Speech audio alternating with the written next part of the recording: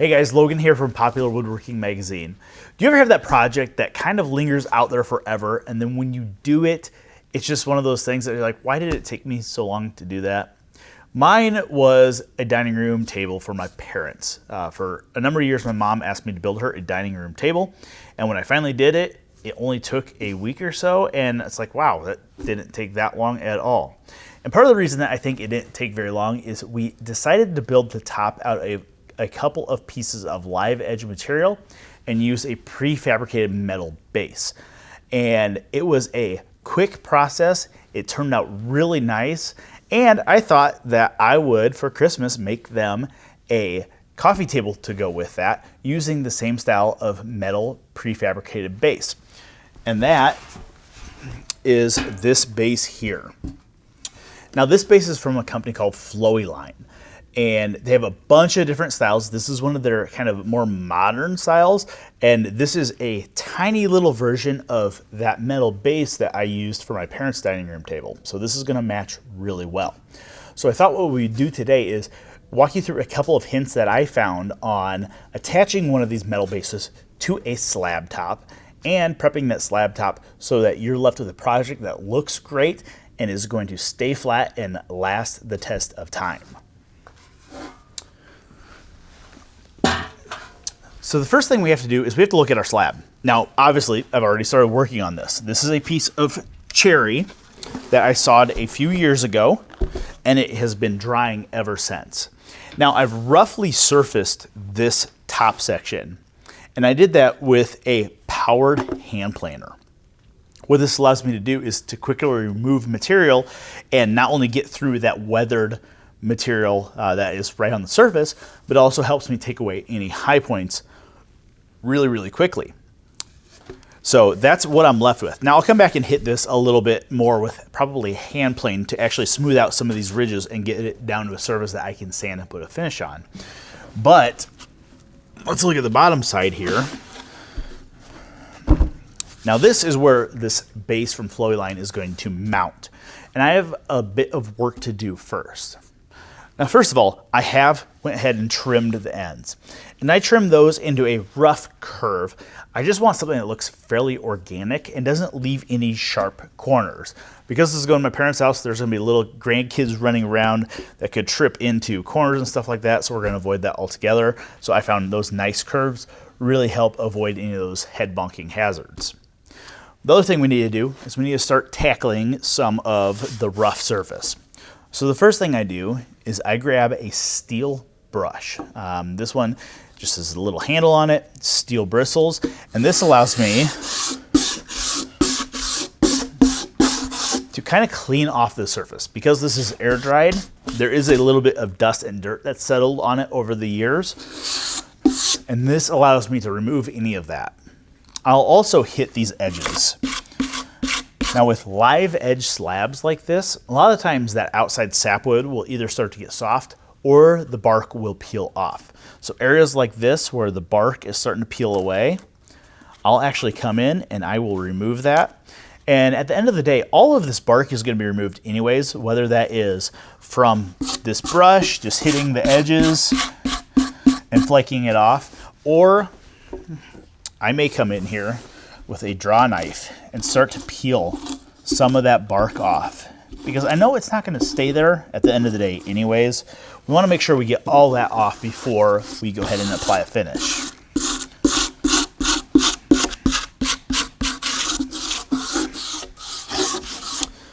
So I'll take care of that bark in a little bit. The next thing I wanna look at is how flat is the surface? Now because this base from Flattening has two mounting plates on it. We want those plates to have a good bearing surface. And you can see here, I have just a hair of wobble. And that's okay, there is going to be attachment points on each plate, so I'm not terribly concerned about that. But we are going to flatten this out to make sure we have a good bearing surface, so when we install threaded inserts in a little bit, this is going to grab nice and tight, and it's going to hold everything nice and flat. So the easiest way that I found to judge these is using a set of winding sticks.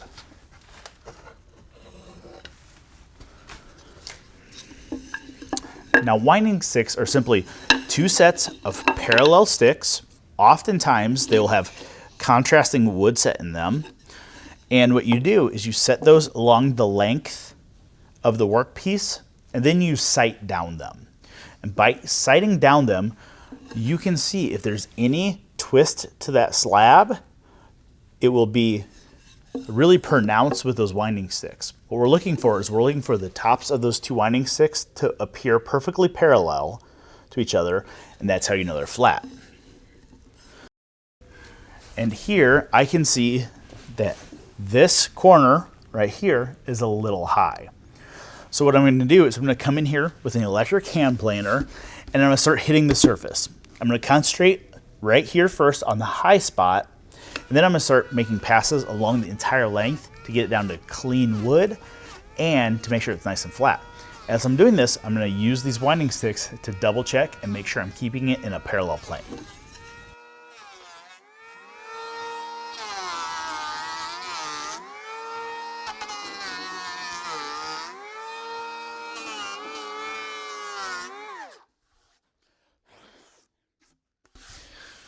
Okay, so that got that top, or that bottom rather, of this table into the same plane, so we're nice and flat. I have a little bit of ridges that I'll take care of in a little bit with a hand plane. But now we can go ahead and start addressing this outside edge. What I like to do here is use that wire brush I mentioned earlier and kind of scrape away any of that loose bark, stuff like that. Now for a piece of material like this cherry where the outside edges start to get a little bit of color, I like to come in with a draw knife. Now this is a vintage draw knife, but what this does is this allows me to shave away that bark, get rid of that cambium layer, and if there's any areas that are starting to get soft, because some of that color is potentially decay starting in this slab, I can go ahead and remove that. And by skewing this draw knife as I make these cuts, it leaves me a really, really nice surface that's going to just need minimal sanding when we're done. So this edge here is pretty good, and I'll spin that around so you can see that.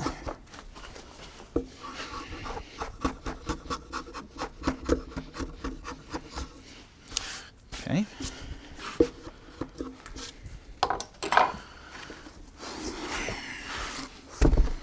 So you can see that edge looks nice and clean.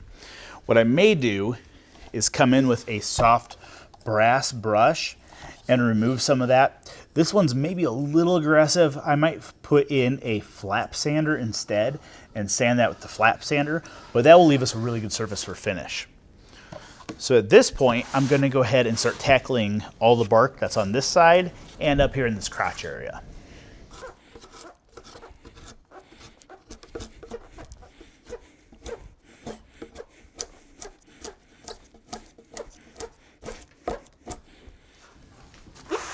Okay, so I clean up that bark most of the way. I'm probably going to come in with the wire brush still and clean up some of these softer areas or areas that are hard to get in with the draw knife. But while I have the draw knife out, I'm also going to address this lower edge.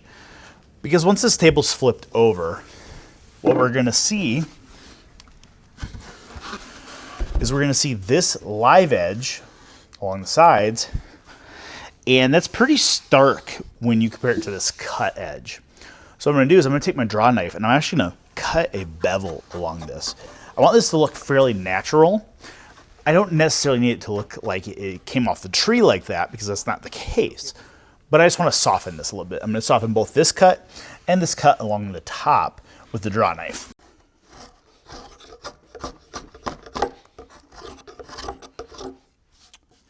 Okay, so that draw knife will get that bevel down there. It's going to take a little bit of time. So what I'm going to do is I'm going to put a little bit of horsepower behind this and grab a power carver. That's going to help me shape this side a little bit quicker and with a little bit less sweat.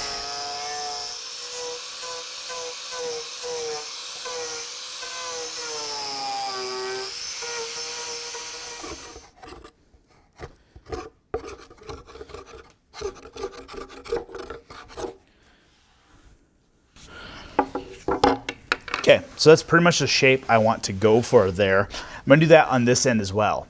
Once I have both ends shaped, and I have the bark edges where I want them to look with that wire brush, then I'm gonna come in and smooth this off completely with a hand plane. That's going to be good level surface to mark out the base location.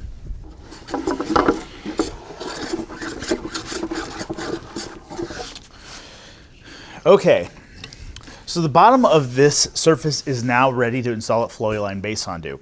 What I've done is I've removed all the bark, I've softened those two edges, and I've went ahead and hit this with a hand plane. So there's still a few ridges here that I can feel, but those will sand out later when I'm doing some finish sanding. So now what I'm gonna do is I'm gonna go ahead and clear off the bench, put this flat down, and then we're gonna position the base. We want to have the most bearing area as possible, and we want to mark those areas so we can route out our recess for those plates to sit in.